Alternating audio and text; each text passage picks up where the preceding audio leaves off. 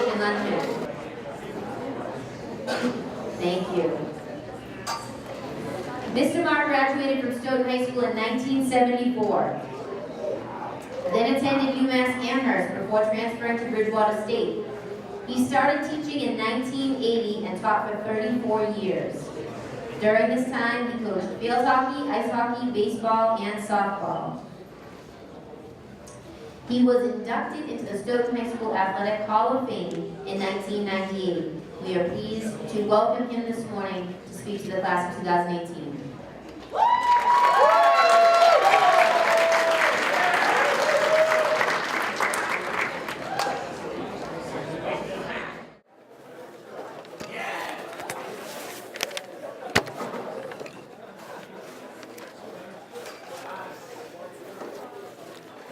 Good morning. I know everybody's focused on pizza right now, so I'll try to make this brief. Usually don't write down speeches, but I really wanted to write down to make sure I said what I wanted to say today. First of all, it's a thrill and honor for me to be able to speak to this graduating class of 2018. First of all, because I did graduate, like Ms. Miller said, in 1974, so cafeteria hasn't changed much, a little bit of paint. A building was still crooked. The only real difference is in the corridor over there. There's actually lights. There were no lights when I was here. Wasn't electricity, that's why. But more importantly, like I said, I did graduate in class of 1974. Mr. Clough at the middle school, Mrs. Leonard at the middle school, and Mr. O'Neill and I graduated together. And believe it or not, we both had long curly hair. I know it's a shock, but it's what happens, boys, so be prepared. But honestly, the most important reason why this is exciting for me is because your class is the last class that I had at the middle school when I retired in 2014. So that has a special meaning to this. I just want to give you a little background about my life. I know I'm going to bore you, but there's a reason for me telling you all this. Just to show you, where my path started out and where it led to. I grew up on Greenwood Ave, which is down near Cobb's Corner. I don't know if you're familiar with that area, right near D'Angelo's. I grew up on a dirt road. There's a paved part that was for the rich kids. We lived in the poor section, the dirt road. Literally 3 steps from a place called Harris's Pond. I don't know if any of you people have seen that before. It used to be overrun with weeds. Now they've cleaned it up. It actually looks pretty good. Back when I was a kid, we used to be able to go swimming there, fishing, boating. We used to spend hours and hours skating out in the pond. And I look back sometimes, I lived in a house that was probably as small as most of your garages, if not, probably a lot smaller than your garages. I was one of 7 kids. I had 5 sisters. I was cursed right from birth, 5 sisters. I finally got a brother, but he was 7 years younger than me, so that didn't help much. Both of my parents never graduated from high school. I'm not ashamed to say that. They just had to help out with working, but they did a great job of guiding us as a family. I was the first to graduate from college. One of my sisters went back years later, and she graduated. Now, I attended the Chemung Hill School, which is now the Hanson School. I was the first group to go through all 6 grades of that. That was a big thrill. And yes, I did walk to school both ways, no buses. I went to the Stoughton Junior High after that for 2 years. It was only grades 7 and 8. Now known as the Donald Middle School. Then I attended Stoughton High, as Ms. Miller said, which is still called Stoughton High. Then I attended UMass Amherst, as she said, and I transferred to Bridgewater State. Now, my senior year, just like most of you kids, you probably have no idea what you really want to do in life, and I consider that perfectly normal.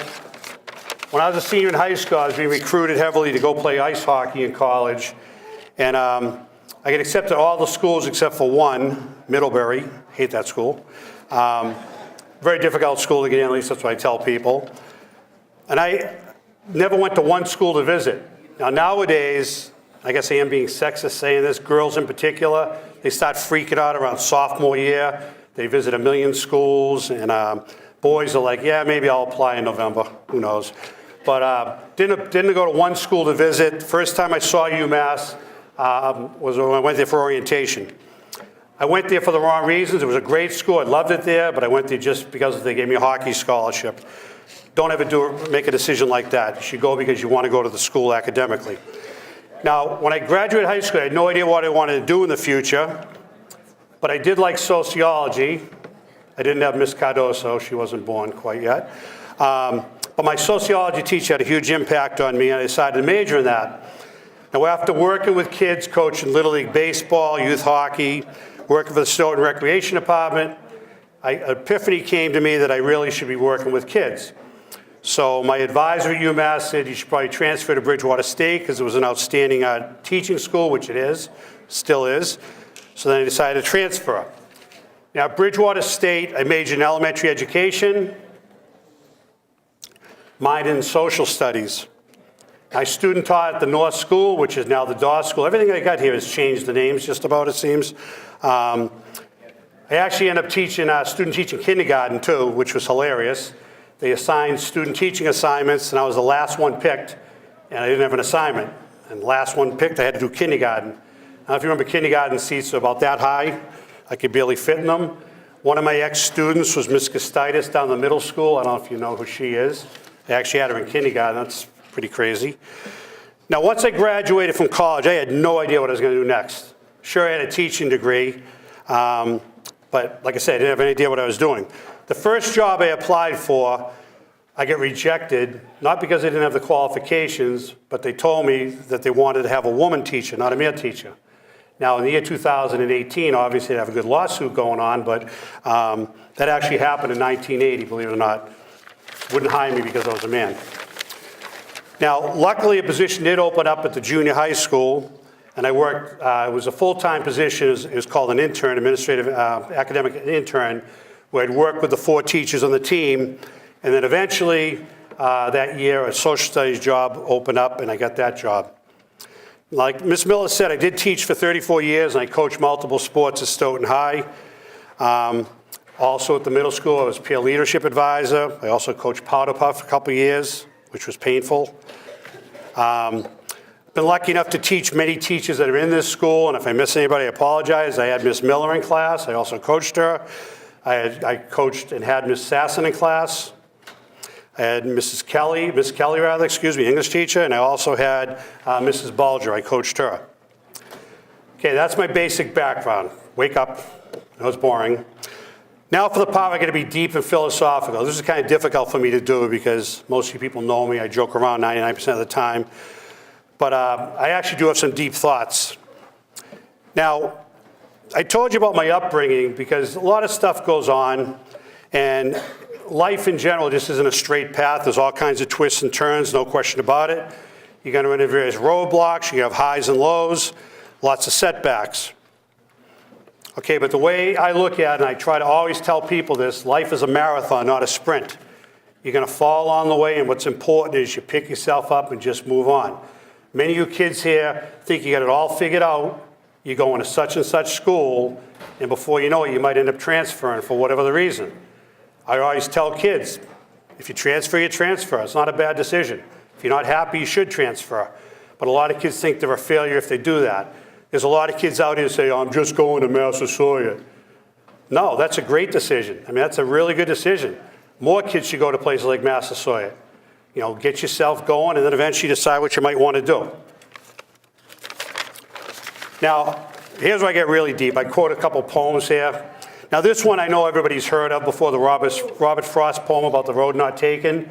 I know it's quoted all the time, but it's absolutely true. It's when you come to the fork in the road. You can either travel the route that everybody takes, or you go to the one that isn't taken that often. Don't be afraid to take the one that isn't taken. I think that's really an important message that kids have to realize. You shouldn't just do things because it's what your parents want you to do. Of course, the parents probably don't want to hear me say this. You shouldn't go to a college just because your parents went there. You shouldn't become such and such occupation just because your parents are doing that. You shouldn't do it because your brother did that, your sister did that, your friend's doing that. Just be your own person. That's why I think that poem is so important, that you appreciate that. Don't be afraid to take the road that isn't taken that often. Now, I have all kinds of friends that make lots and lots of money. They live in huge houses, drive fancy cars, a lot of physical possessions. They're miserable every day going to work. You know, it's really important in life you do what you love to do. And luckily, as a teacher and a coach, I've been very blessed to be able to do that. And I can say this with a clear conscience. I say this every single year at the awards nights for coaching. I literally have loved every single day I've taught and coached, which is a credit to you kids, because I've been lucky to have some great kids coaching and teaching. Now, another poem I want to quote here is one that maybe some of you kids are familiar with. It's called The Hangman. Has anybody ever heard of this one before? It supposedly applies to the Holocaust, but it was written in 1951, and there's debates as to what it was all about. But the bottom line is, you had this guy, or this village, and a person came in and just started executing people. I'm giving you the short version here. And nobody spoke up. And this one person was the last person left, and that person never spoke up for fear of speaking up. And when it came time for him to be executed, there was nobody to speak up for him either, and he was executed. And the message there is, you kids really need to get involved. Don't ignore things. You know, racism, sexism, you know, things that just aren't right. You kids really need to speak up. And knowing a lot of you people, I'm sure that you will.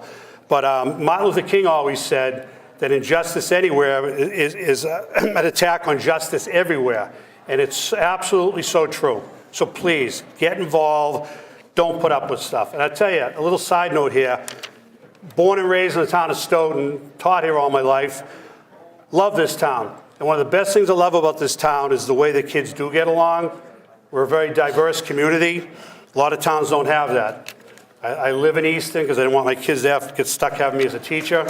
But Easton isn't quite as diverse as Stoughton, I can assure you that.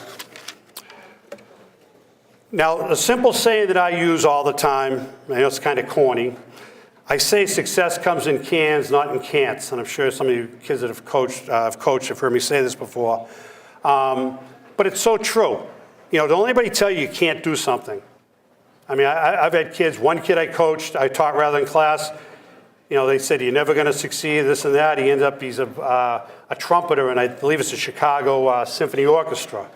You know, I had another girl that, you know, said, you're never going to amount to anything, you can't pass MCAS.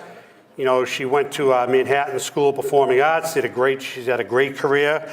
Don't everybody tell you you can't do something.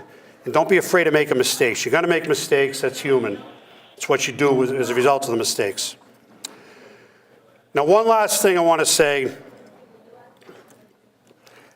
I know the way the seniors think. I can't wait to get out of this stinking town. I can't wait to get out of this stinking high school.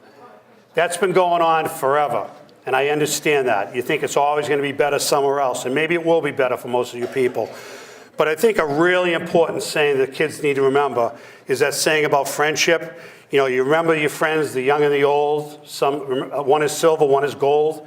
I think that is so appropriate, and you really need to remember that. Don't forget the kids that you're sitting beside right now. Years from now, you know, you get together, you run into them. It'll be like it was yesterday, so please remember your friends. Lastly, I just want to thank you one more time for allowing me to speak.